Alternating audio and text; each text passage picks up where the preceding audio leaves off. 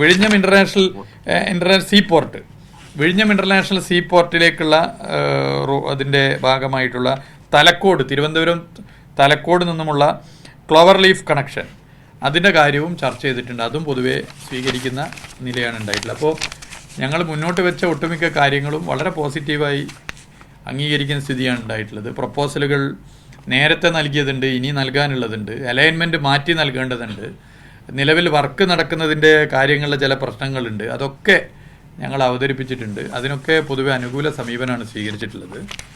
സംസ്ഥാനമാണെങ്കിൽ ഇന്ത്യയിലെ ഏതൊരു സംസ്ഥാനത്തിനും മാതൃകയാക്കാവുന്ന നിലയിൽ ദേശീയപാത വികസനത്തിനും മറ്റെല്ലാ കേന്ദ്ര പദ്ധതിക്കും എല്ലാ എഫേർട്ടും എടുത്ത് എല്ലാ കോർഡിനേഷൻ നടത്തി മുന്നോട്ട് പോകുന്നുണ്ട് എന്നുള്ളത് പൊതുവെ യോഗത്തിൽ ബന്ധപ്പെട്ട നാഷണൽ ഹൈവേയുടെ അതോറിറ്റിയും മറ്റുള്ളവരും അറിയിച്ചിട്ടുണ്ട്. അപ്പോൾ ആ നിലയിൽ ഇന്നത്തെ മുഖ്യമന്ത്രിയുടെ സന്ദർശനം, ബഹുമാനപ്പെട്ട ശ്രീ നിതിൻ ഗഡ്കരിയുമായിട്ടുള്ള കൂടിക്കാഴ്ച നമ്മുടെ സംസ്ഥാനത്തിന് ദീർഘവീക്ഷണത്തോടു കൂടിയുള്ള സംസ്ഥാന സർക്കാർ മുന്നോട്ട് വെച്ച കാഴ്ചപ്പാടിനൊക്കെ തന്നെ വളരെ അനുകൂലമാണ്. ഇത് കേരളത്തിൻ്റെ വികസനത്തിന് ഏറെ ഗുണകരമായി ഇന്നത്തെ ഈ കൂടിക്കാഴ്ച മാറിയിട്ടുണ്ട് എന്നുള്ളത് അറിയിക്കാൻ ഞാൻ ആഗ്രഹിക്കുകയാണ്. നാഷണൽ ഹൈവേ 66 പ്രധാന പ്രശ്നം ഈ എടുത്തു വന്നത് ഈ മണ്ണും അതിനനുബന്ധമായ സാധനങ്ങൾ കിട്ടുന്നില്ല, അതിന് അനുമതി വൈകുന്നു എന്നുള്ളതാണ്. അത് മിനിസ്റ്ററുടെയും മുഖ്യമന്ത്രിയുടെയൊക്കെ ശ്രദ്ധയിൽ വന്നതാണ്. അത് ഈ വകുപ്പുകളുടെ ഒരു കോർഡിനേഷൻ പ്രശ്നം അതിലുണ്ടോ? അത് പരിഹാരം ഉണ്ടാവും? വളരെ പ്രധാനപ്പെട്ടൊരു ചോദ്യമാണ്.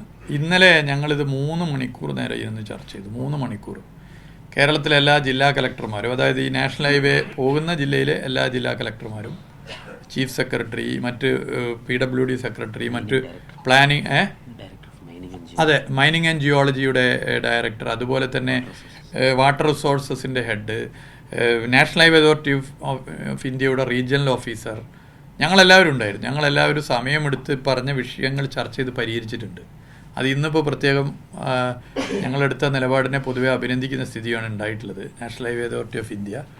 അപ്പോൾ കുറേ പ്രശ്നങ്ങൾ അങ്ങനെ നമുക്ക് പരിഹരിച്ചു പോകാൻ പറ്റും. ഒന്നുകൂടി വേഗതയിൽ NH66 പ്രവൃത്തി നമുക്ക് നടത്താനും പറ്റും. അതുപോലെ 460 കിലോമീറ്റർ 7 പദ്ധതികളായി നടപ്പിലാക്കുമ്പോൾ എത്ര ഹെക്ടർ സ്ഥലം ഏറ്റെടുക്കേണ്ടി വരും? അതിൻ്റെ വിശദമായ ഡീറ്റെയിൽസ് ഞാൻ തരാം. അത് DPR അതിൻ്റെ മുഴുവൻ വിവരം തരാം.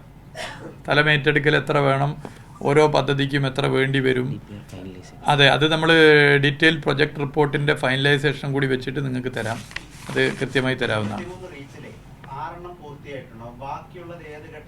ഏത് ഞാൻ ഇപ്പോൾ വായിച്ചല്ലോ.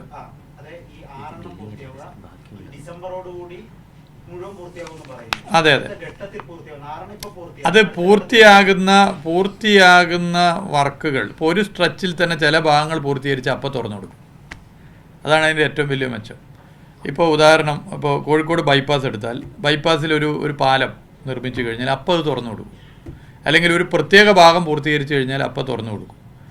ഒരു സ്ട്രെച്ച് കഴിഞ്ഞാൽ അപ്പോൾ തുറന്നു കൊടുക്കും. അങ്ങനെ പരിശോധിക്കുമ്പോൾ ഏറെക്കുറെ മെയ് മാസത്തോടെ പൂർത്തീകരിക്കാനാവും. അതെ, അതിൻ്റെ വിശദമായ റിപ്പോർട്ട് തരാം. വിശദമായ അതെ അതെ അതെ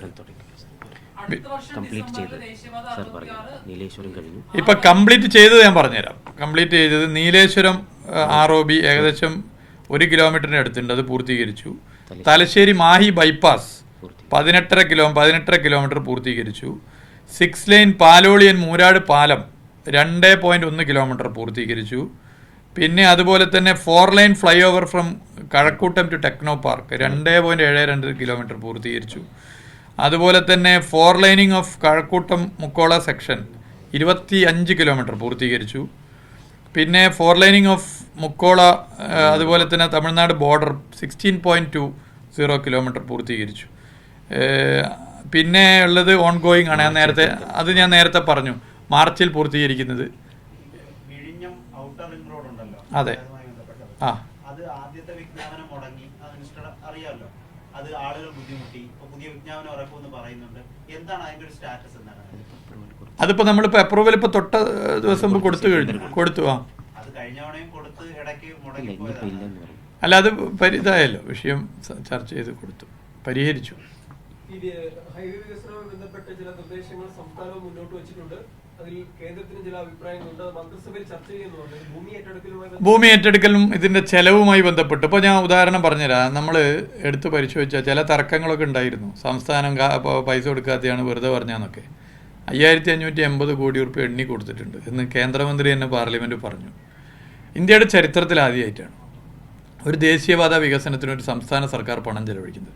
NH-66 മാത്രമല്ല, വേറെയും 2-3 പദ്ധതിക്കും നമ്മൾ ആ നിലയിൽ സഹായിച്ചിട്ടുണ്ട്. പക്ഷേ ഇനിയും പദ്ധതികൾ ഏറെ വരികയാണ്.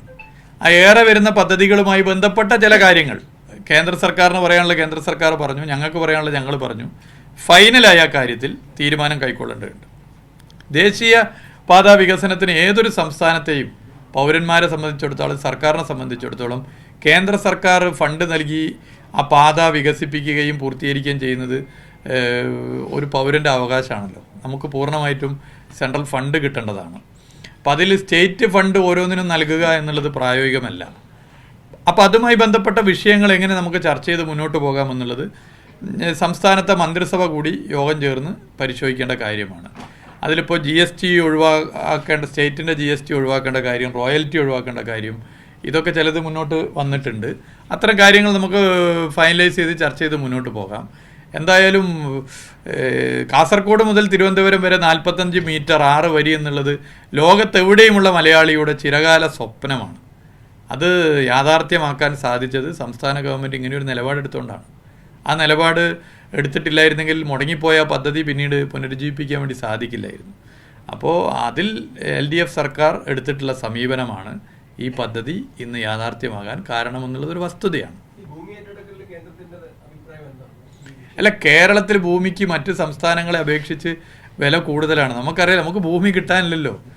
ഈ മറ്റിപ്പോൾ ഉത്തർപ്രദേശിലും ഗുജറാത്തിലും തമിഴ്നാട്ടിലും കർണാടകയിലും ആന്ധ്രാപ്രദേശിലും ഒക്കെ കിട്ടുന്നത് പോലെ ഭൂമി കേരളത്തിൽ അത്ര എളുപ്പത്തിൽ കിട്ടില്ല. അത്ര തിക്ലി പോപ്പുലേറ്റഡ് സ്റ്റേറ്റാണ്. അപ്പോൾ അതിൻ്റെ ചില വിഷയങ്ങളുണ്ട്. പക്ഷേ നമ്മൾ എല്ലാ നിലയിലും ഈ നികുതി അടക്കുകയും നല്ല നിലയിൽ നികുതി പിരിക്കുകയും ഒക്കെ ചെയ്യുന്ന ഒരു സ്റ്റേറ്റാണ്. ആ നിലയിൽ നമുക്ക് മറ്റ് സ്റ്റേറ്റുകളെ അപേക്ഷിച്ച് നമുക്ക് ലഭിക്കേണ്ട പദ്ധതികൾ അത്രത്തോളം ലഭിക്കുന്നില്ല. അതൊരു വസ്തുതയാണ്. അതിപ്പോൾ റോഡ് പദ്ധതി മാത്രമല്ല, ഏതും എടുത്താൽ നമുക്കറിയാം. ഇപ്പോൾ റെയിലെടുത്താൽ അറിയാം. ഇപ്പോൾ ഇന്നലെ ഒരുപാട് നമ്മൾ പ്രതീക്ഷിച്ച് വന്ന നമ്മുടെ ഒരു ട്രെയിനിൻ്റെ ഒരു പ്രയാസം നമ്മൾ കണ്ടല്ലോ. ഇന്നലെ വന്ദേ ഭാരതിൻ്റെ ഒരു സ്ഥിതി കണ്ടല്ലോ.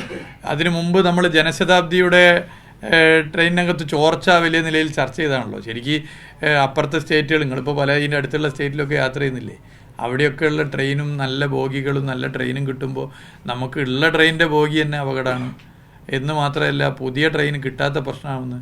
ചില ട്രെയിൻ കയറണങ്ങളിൽ ടെറ്റനസിൻ്റെ സൂചി അരയിൽ വെക്കേണ്ട സ്ഥിതിയാണ്. അതും കൂടി കയ്യിൽ ശേഖരിച്ചു പോകേണ്ട സ്ഥിതിയാണ്. ഇങ്ങനെയൊക്കെയുള്ള പല പ്രശ്നങ്ങളുണ്ട്. ഇതൊക്കെയാണെങ്കിലും ട്രാൻസ്പോർട്ടേഷൻ്റെ കാര്യത്തിൽ, റോഡിൻ്റെ കാര്യത്തിൽ ഞങ്ങൾ മുന്നോട്ട് വെച്ച കാര്യങ്ങളോട് ബഹുമാനപ്പെട്ട മന്ത്രി ശ്രീ നിതിൻ ഗഡ്കരി വളരെ പോസിറ്റീവായ സമീപനം എടുക്കുന്നതെന്ന് എടുത്തു പറയേണ്ടതുണ്ട്.